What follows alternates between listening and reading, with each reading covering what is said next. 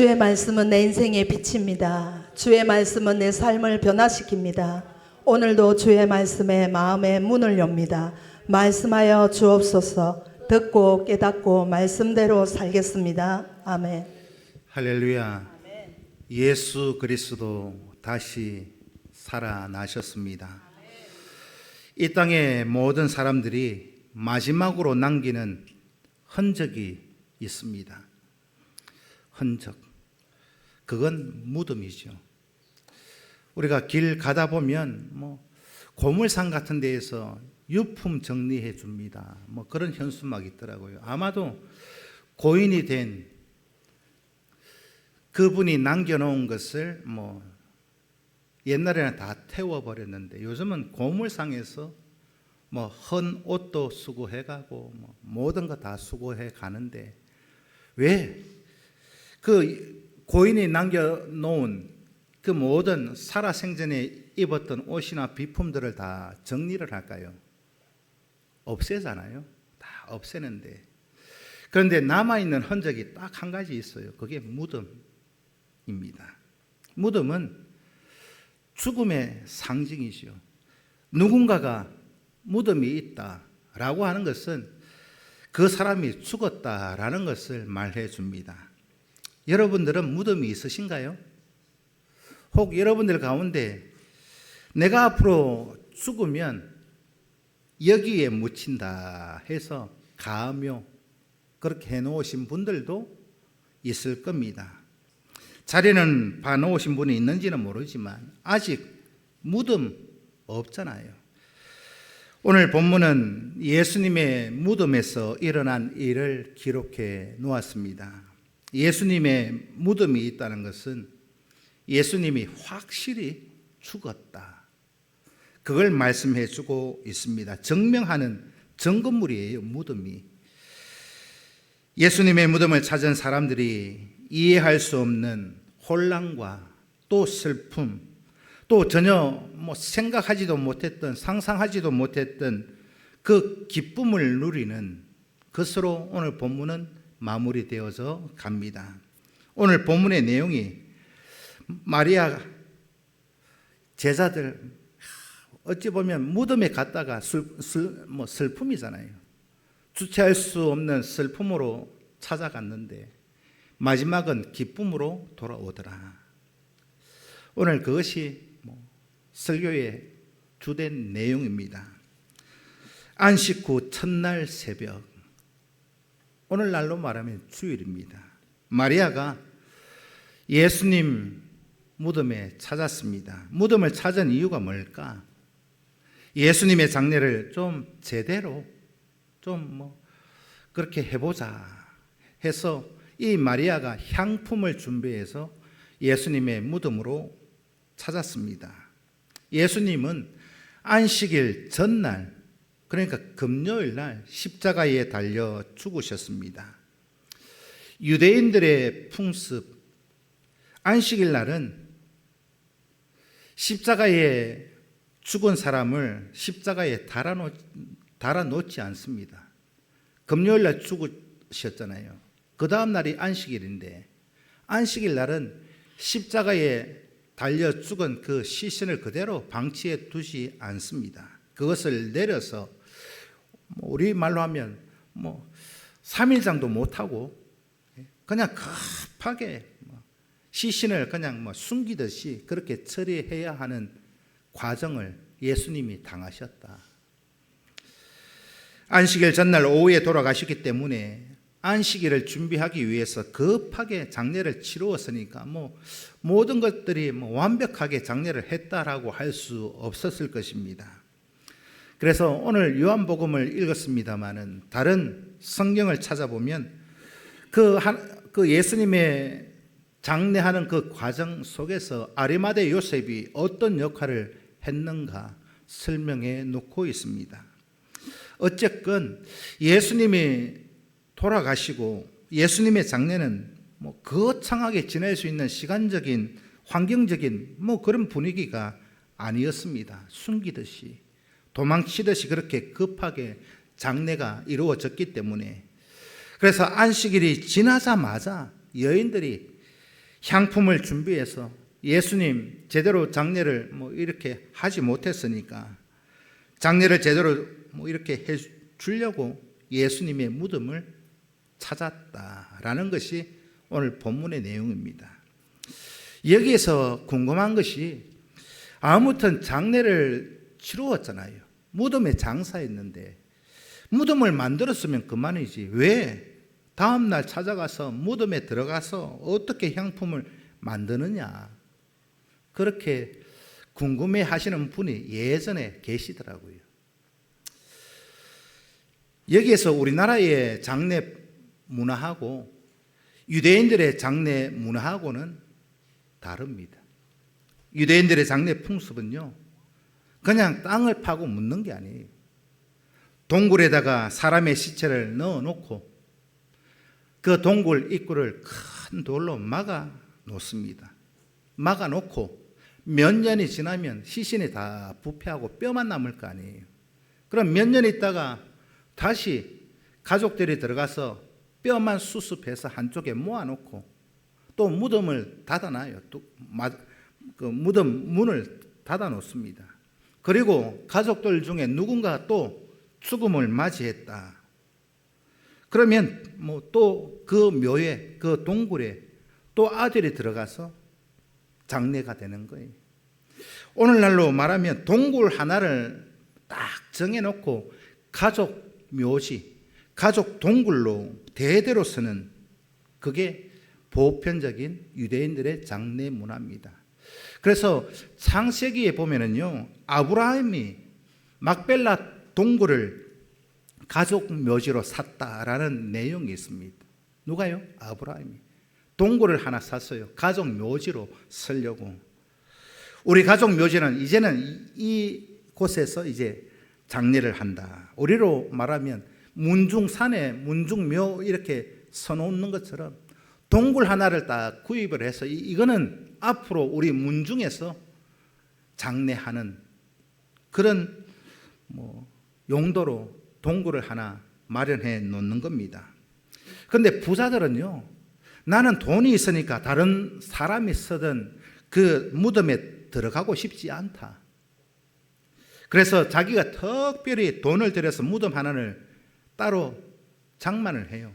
아무도 거기에 한 번도 장례를 선 적 없는, 시신을 모신 적이 없는 동굴을 새로 하나 파든지 동굴이 생겨 있는 것을 사든지, 부자들은 그렇게 새 무덤을 하나 만들어 놓습니다. 그래서 석회암 바위에다가 동굴을 파서 여기는 이제 내 무덤이다 하고 장례 치른 적이 없는 새 무덤에 들어간다 해서 부자들은요, 살아있는 동안에 미리 무덤을 준비해 놓는 그런 것을 부자의 새 무덤이다. 성경은 그렇게 말합니다. 만약에 우리나라에서요, 이 백자산에다가 동굴 하나를 파놔놓고 거기에 시체를 넣고 큰 돌 하나 막아 놓으면 어떻게 될까요? 우리나라에서 장마철에 비가 오고 시체 썩는 물이 흐르고 냄새나고 고덕이 생기고 하여간 그 백자산 주변의 동네 주민들이요, 시청에다가 민원을 넣어서 난리 날 겁니다. 그렇죠? 우리는 그렇게 못해요. 동굴 하나 파서 거기 시신을 모실 수가 없습니다. 화장을 하든지 매장을 하든지 묻어야 됩니다. 그런데 유대 지역은요, 대부분이 석회암 지역이고 건조한 사막 기후이기 때문에 우리가 걱정하는 냄새가 나거나 구더기가 생길까봐 걱정 안 해도 되는 그런 기후이죠. 그래서 장례 풍습이라고 하는 것은 그 지역 환경과 또 상황에 따라서 많이 달라질 수 있습니다. 그래서 유대의 무덤은요, 언제라도 수시로 들어가 볼 수 있어요. 오늘 본문에서 나타난 배경이 이런 배경 속에서 출발한다라는 것입니다. 예수님은 부자들의 무덤에 장사 지낸 바 되었다.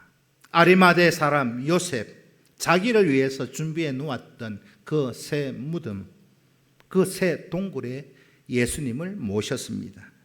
그래서 이사야 53장에도 보면 그는 부사의 무덤에 장례되었다 예언해 놓았잖아요. 벌써 구약에 예언해 놓은 것이 이루어져 있습니다. 이런 상황 속에서, 이런 배경 속에서 무덤을 찾았던 마리아가 무덤에 도착해 보니까 참 희한한 일이 생겼어요. 무덤 앞에 막아놨던 대문 역할을 하는 큰 돌이 딴 데 굴려져 있고, 다른 복음서에서 기록한 것은 이 여인들이 오늘 본문에는 없습니다만은 다른 사복음서의 내용을 보면은요, 이 여인들이 예수님의 무덤을 찾으면서 가는 도중에 무슨 걱정을 하느냐? 야, 거기 가면 큰 돌이 막고 있는데 이 돌을 누가 치워줄 건가? 그런 걱정을 하면서 여인들이 갔습니다. 그런데 가보니까 무덤 문이 열려 있어요. 들어가 보니까 무덤 안에 시체가 없습니다. 마리아는 이 사실을 급하게 주님의 제자 베드로와 요한에게 마라톤 하듯이 막 얼마나 빨리 달려갔겠어요? 얼마나 급했겠습니까? 만약에 여러분들이 부모님이 돌아가셔서 사모 때 묘가 잘 이렇게 조성되어 있는 거 확인하러 갔는데 묘가 파헤쳐져 있다고 한번 생각해 보십시오. 여러분들 어떤 심정일까요? 여러분, 이것보다 더 충격적인 일은 없습니다. 우리나라에 특히 유교 문화권 안에 우리가 살아가면서 이것보다 더 당황스럽고 걱정되는 일은 없을 것입니다. 아마도 그런 기분, 그런 느낌이 오늘 본문에서 마리아가 가지고 있는 두려움, 그리고 절망, 그런 감정이었을 것입니다. 마리아의 소식을 들었던 베드로, 요한 무덤으로 달려갑니다. 달려가서 베드로와 요한이 무덤에서 확인한 것이 무엇입니까? 예수님의 시신을 샀던 새 마포, 그거는 그냥 그대로 그 동굴 안에 있었어요. 예수님의 머리를 샀던 수건도 그대로 있었습니다. 그런데 시신만 없어요. 우리가 염할 때 보신 분들은 아실 테지만은 우리가 염할 때는요, 삼배 가지고 수의를 입힙니다. 우리 나라 그런 문화로 따지면 수의 그대로 수의는 있는데 시신만 없어요. 왜 이런 일이 일어났을까? 마리아도 모르고 베드로, 요한도 모르고 도무지 알 수 없는 일이 생겼습니다. 문제는요, 예수님의 그 새 무덤에 예수님이 안 계신다는 거예요. 죽으신 예수님이 계시지 않습니다. 이 상황 속에서 추측해 볼 수 있는 것은 두 가지잖아요. 마리아가 얘기한 대로, 생각한 대로, 예수님의 시신을 누가 훔쳐갔구나. 그게 첫 번째 생각할 수 있는 일이고, 또 예수님의 시신을 누군가가 가지고 갔다면 왜 빨가벗겨서 가지고 갔을까? 왜 수의는 그대로 두고 머리를 샀던 수건도 그대로 두고 왜 예수님 시신을 그냥 빨가벗겨서 데리고 갔을까? 궁금증 생기지 않겠습니까? 구태여 시신을 옮기면서 새 마포와 또 수의는 다 벗기고 풀리지 않는 의문입니다. 마리아 입장에서는. 또 다른 하나 뭐가 있어요? 두 가지라고 말씀드렸잖아요. 하나는 예수님의 시신을 누가 훔쳐갔거나, 두 번째는 이거밖에 없잖아요. 예수님이 부활하셨다. 아멘 좀 해보겠습니다. 예? 훔쳐가지 않았으면 예수님이 부활하신 거잖아요. 요한복음 20장 13절 말씀 함께 읽습니다. 시작. 천사들이 이르되 여자여 어찌하여 우느냐. 마리아는요, 누가 그냥 훔쳐간 줄로만 알고 있었어요. 그래서 막 낙심하고 절망 중에 있는 마리아를 보고 천사가 얼마나 딱했으면 천사가 마리아에게 이렇게 질문합니다. 어찌하여 울고 있느냐. 이 질문이 오늘 인생 살아가는 우리 모두에게 던지는 근본적인 질문이어야 합니다. 우리는요, 이 땅을 살아가면서 울면서 살아가요. 울면서 태어납니다. 저는 맨날 태어나는 것 같아요. 자꾸 눈물이 나는데, 갱년기인지 뭔지 자꾸 눈물밖에 안 나는데, 드라마는 보고 잘 눈물 안 흘리는데, 뭐 TV에 잠깐 나오는 거 보면 좀 뭐 다큐멘터리 뭐 그런 광고 있잖아요. 그런 거 보면 딱해 죽겠어요. 조만한 흑인 아기 하나 안고 이 아이 커피 한 잔만 아끼면 이 아이 한 달 먹일 수 있습니다. 그런 광고 보셨죠? 그런 거 보면 눈물 나 죽겠어요. 우리의 인생은 울면서 시작해서 꼭 그런 거 보지 않더라도 늘 우리의 인생이 울음바다 속에 살아가고 있습니다. 눈물을 흘릴 때도 있고 통곡할 때도 있고, 때로는 겉으로 눈물을 흘리지는 않지만 가슴으로 눈물을 속으로 마음으로 흘릴 때도 있고, 너무나 많은 경우에 우리는 슬퍼하고 슬픔 속에 안타까워하며 고통스러워 울면서 인생을 살아가고 있습니다. 그리고 우리의 인생 마지막도요, 울음으로 마감합니다. 울음으로 마감해요. 오늘 천사가 마리아에게 어째서 우느냐, 이 질문을 오늘 조금 더 확대시켜 보면 우리 인생에 있어서 가장 보편적인 질문이고 근본적인 질문이어야 합니다. 내가 왜 예수 믿고 교회를 다니면서 왜 내 맨날 참 슬픔에 잠겨 있고 절망 속에 낙심 속에 막 좌절하고 있는가? 성도는요, 그러하시면 아니 되옵니다. 믿으십니까?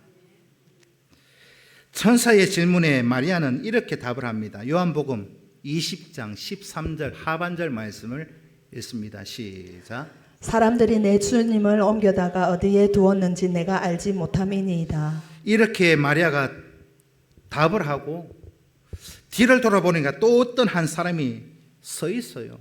저 같으면 기절초풍하고 막 넘어갔을 겁니다. 이래 답을 하고 또 뒤로 돌아봤는데 희한한 사람이, 표현이 그렇습니다만, 이 상황에서 기절하지 않고 도망치지 않고, 야, 참 마리아의 간이 크긴 크다, 그런 생각이 들더라고요. 여러분 같으면 어떻게 하시겠습니까? 눈앞에요, 흰옷 입은 천사가 있습니다. 이 상황에서 여러분들 같으면 무덤 속에서, 그것도 무덤 속에서 흰옷 입은 천사를 만났다 생각해 보십시오. 웬만한 그런 간이 아니고는 시급할 겁니다. 실감 못 해보셨지요? 저 장미공원이나 경산 시립묘원에 밤중에요, 한번 가보십시오. 오늘 주일학교 아이들 설교하면서 기원이는 못 간대요. 기원이는 못 간대. 근데 예준이는 갈 수 있대요. 야, 너 대단하다 그랬어요. 목사님도 한밤중에 달빛도 없는 깜깜한 밤에 공동묘지 가려고 그러면 목사님도 야, 쭈삣쭈삣하고 머리 하여튼 지날 것 같은데, 여러분들 그렇지 않겠습니까? 뒤에서 누가 잡아당기는 것 같고 하여튼 제정신 차리기는 쉽지 않을 것 같습니다. 본문에서 마리아가 경험하고 있는 이 사건, 기절초풍할 일이 벌어져 있더라. 무덤 안에 있던 그 또 한 사람이 이렇게 또 묻습니다. 요한복음 20장 15절 말씀을 읽습니다. 시작. 예수께서 이르시되 여자여 어찌하여 울며 누구를 찾느냐 하시니 마리아는 그가 동산지기인 줄 알고 이르되 주여 당신이 옮겼거든 어디 두었는지 내게 이르소서 그리하면 내가 가져가리라. 아멘. 15절의 내용은요, 마리아가 뒤에 있는 또 한 사람, 예수님인 것을 몰랐습니다. 마리아가 슬퍼하는 이유는 분명해요. 해결 방안이 없습니다. 시신을 찾을 길도 없고 시체를 찾으러 가본들 어떻게 하겠어요? 찾을 수가 있겠어요? 또 어디 가서 위로 받을 때도 없습니다. 오늘 저와 여러분 이 본문의 이 마리아를 보면서 우리가 살아가고 있는 인생에 펼쳐져 있는 근본적인 그런 슬픔이 이것이라고 할 수 있습니다. 해결할 수도 없고 위로받을 수도 없는 그 어떤 무엇인가가 나한테 펼쳐져 있을 때 누구에게 도움을 구하고 누구에게 위로를 받을 것인가? 우리의 가장 근본적인 문제가 한 가지 있습니다. 이거는 우리가 해결할 길이 없어요. 그게 뭡니까? 죽음입니다. 이걸 어떻게 해결할까요? 우리 스스로는 해결할 길이 단 한 가지도 없습니다. 그런데 이 마리아의 슬픔은요, 상상하지도 못했던 한마디에 완전히 사라집니다. 예수님께서 마리아야 부르세요. 마리아야. 이 부르는 소리를 듣는 순간에 마리아의 눈과 마리아의 귀가 열려졌습니다. 예수님께서 마리아야 부르는 순간에 마리아의 눈과 귀가 열려졌지요. 다르게 표현하면 이 마리아의 모든 절망, 슬픔, 잃어버렸던 모든 것을 단숨에 찾았습니다. 예수님의 시신을 찾았으니까 그걸로 모든 게 다 해결된 거 아니겠습니까? 살아계신 주님을 만나실 수 있기를 축복합니다. 살아계신 주님을 발견하는 순간 마리아의 슬픔은 온데간데 다 사라졌던 것처럼 오늘 부활절 예배를 드리면서 부활하신 주님이 나와 함께 하고 있음을 확신하며 믿으며 그렇게 우리의 믿음을 더 굳세게 넓혀 가실 수 있기를 축복합니다. 요한복음 20장 17절 말씀을 읽습니다. 시작. 예수께서 이르시되 나를 붙들지 말라. 내가 아직 아버지께로 올라가지 아니하였노라.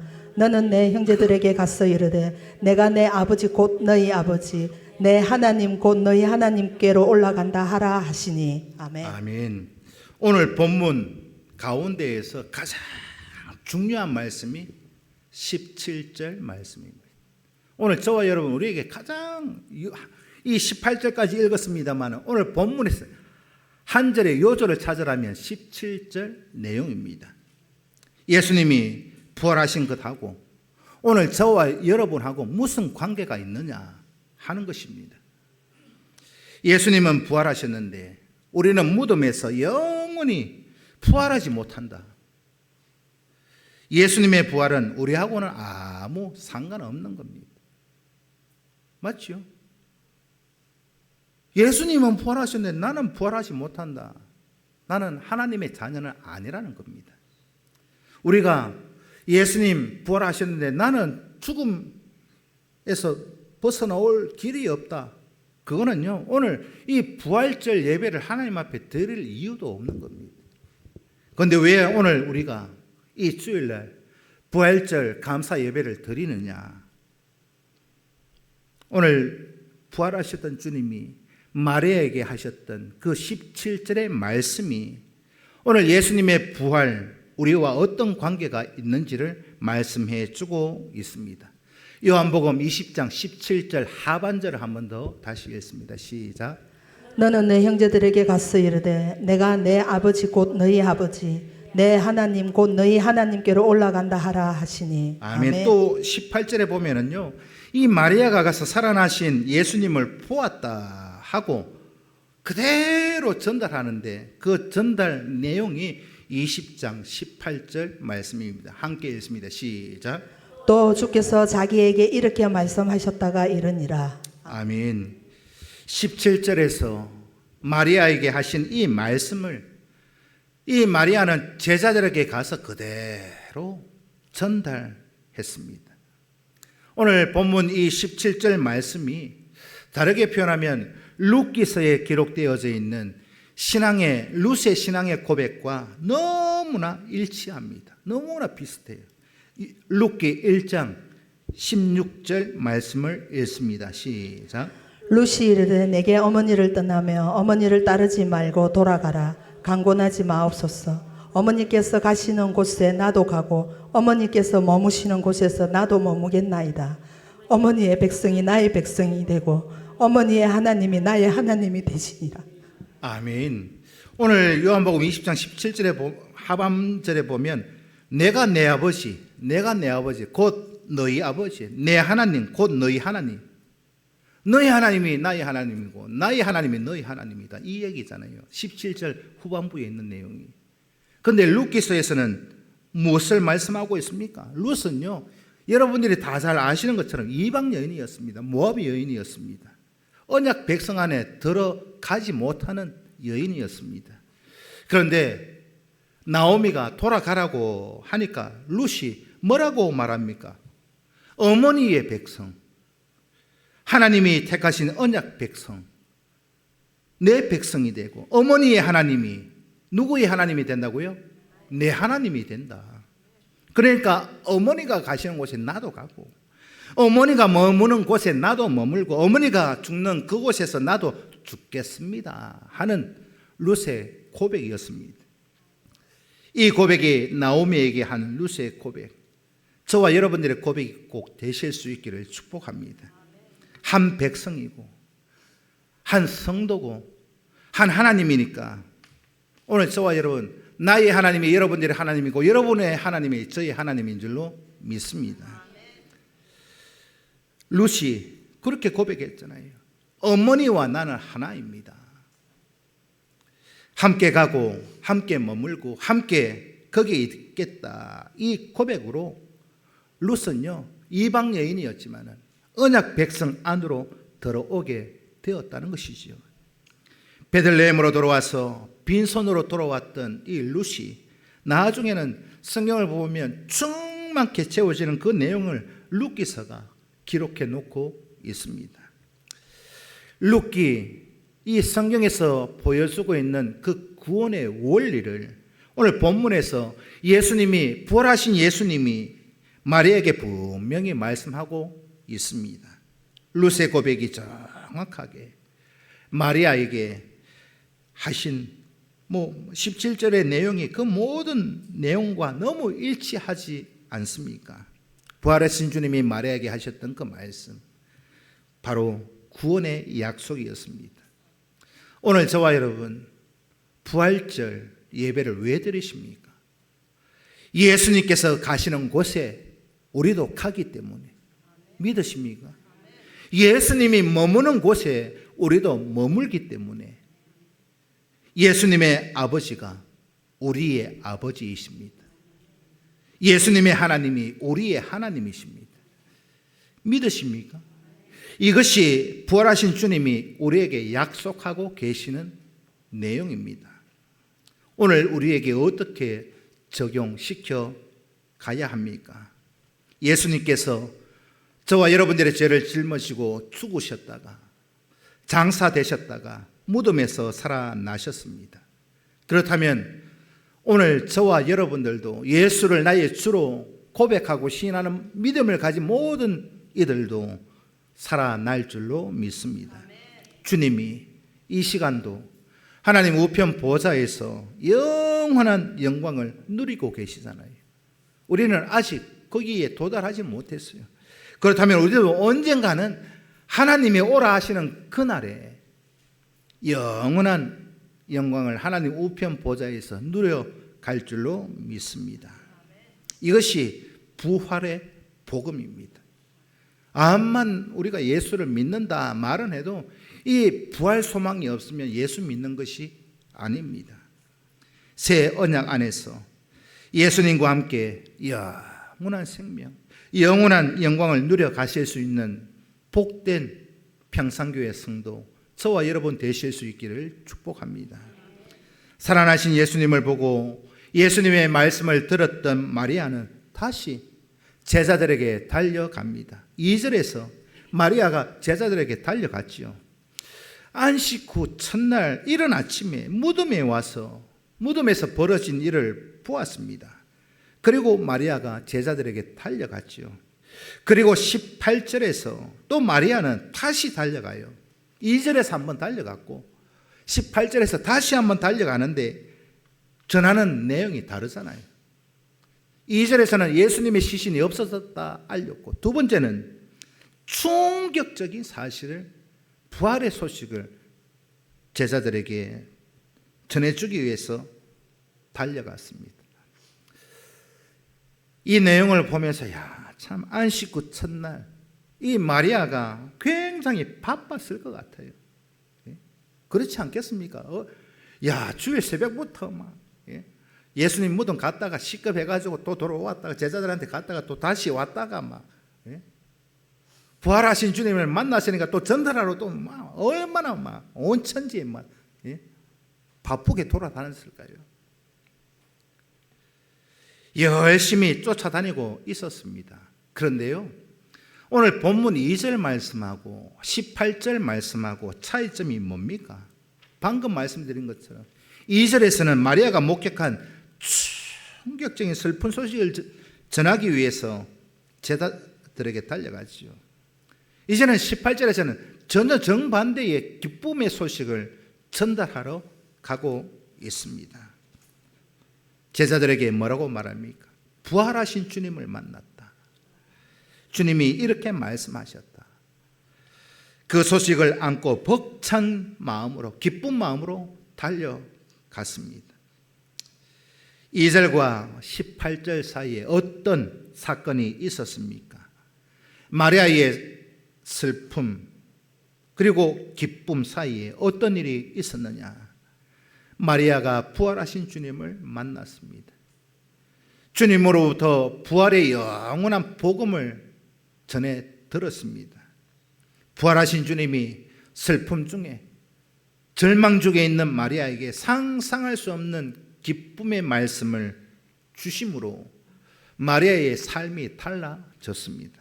이것이 성경이 우리에게 말씀하고 있는 복음의 핵심 내용입니다.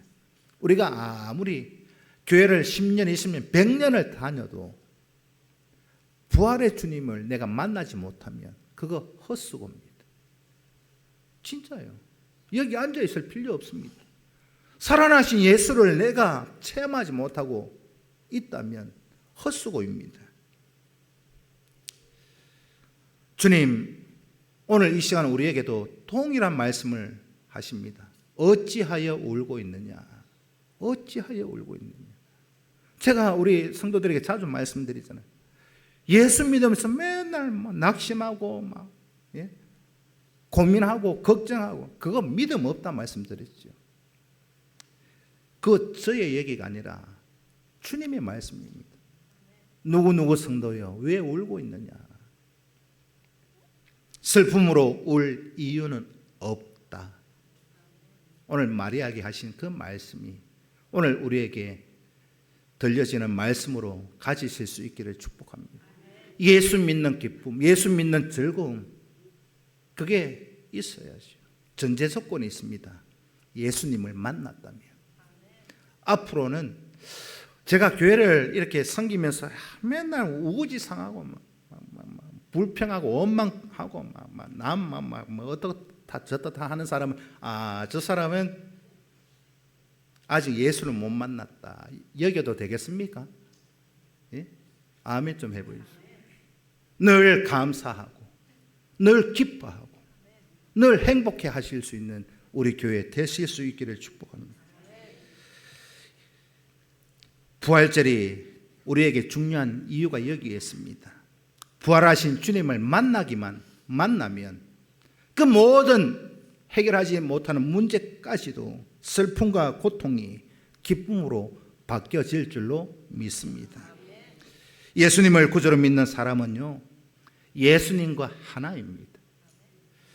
이 구원의 원리를 로마서에서는 뭐라고 말씀하고 있느냐? 예수 그리스도와 함께 우리가 십자가에 못 박혀 죽었고 그리스도와 함께 장사된 바 되었고, 여기까지만 하면 우리는 예수 믿을 필요 없어요. 교회 와서 예배 드릴 필요 없습니다. 그런데 로마서에서는 어떻게 말씀하셔요? 예수 그리스도와 함께 내가 살았다. 그리스도와 함께 하나님의 우편 보좌 영광에 앉으리라. 로마서는 강조하고 있습니다.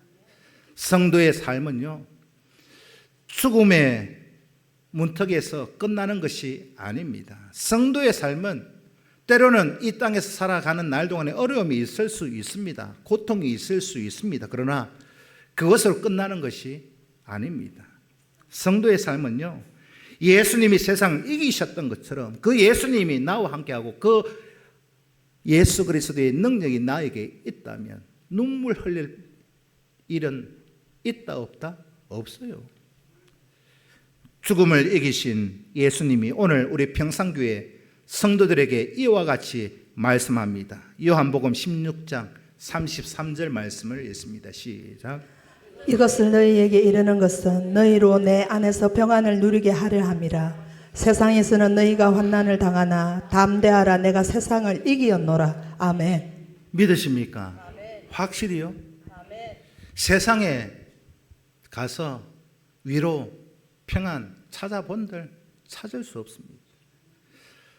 야, 세상에 나가보면은요, 항상 나보다 잘난 사람이 있어요. 나보다 월등히 잘 나가는 사람이 있고요. 나보다 잘 사는 사람이 있고, 나보다 높은 자리에 있는 사람이 있어요. 없는 사람이 보셨습니까?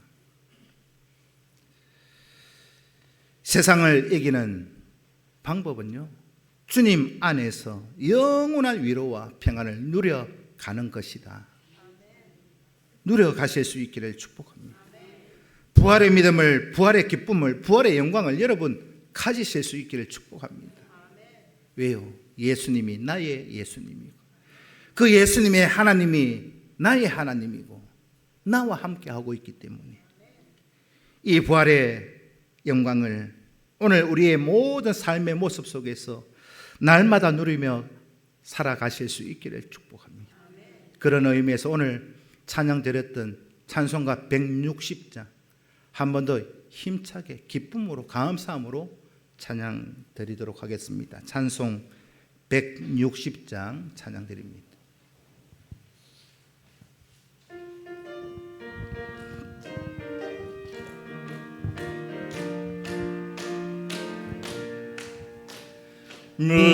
무덤에 머물러 예수 내 구주 새벽 기다렸네 예수 내 주 원수를 다 이기고 무덤에서 살아나셨네 어둠을 이기시고 나와서 성도 함께 길이 다스리시네 사셨네 사셨네 예수 다시 사셨네 헛되이 지키네 예수 내 구주 헛되이 봉하네 예수 내 주 원수를 다 이기고 무덤에서 살아나셨네 어둠을 이기시고 나와서 너 함께 길이 다스리시네 사셨네 사셨네 예수 다시 사셨네 거기 못 가르네 예수 내 구주 우리를 살리네 예수 내 주 원수를 다 이기고 무덤에서 살아나셨네 어둠을 이기시고 나와서 너 함께 길이 다스리시네 사셨네 사셨네 예수 다시 사셨네 기도드리겠습니다. 살아계신 아버지 하나님 감사합니다.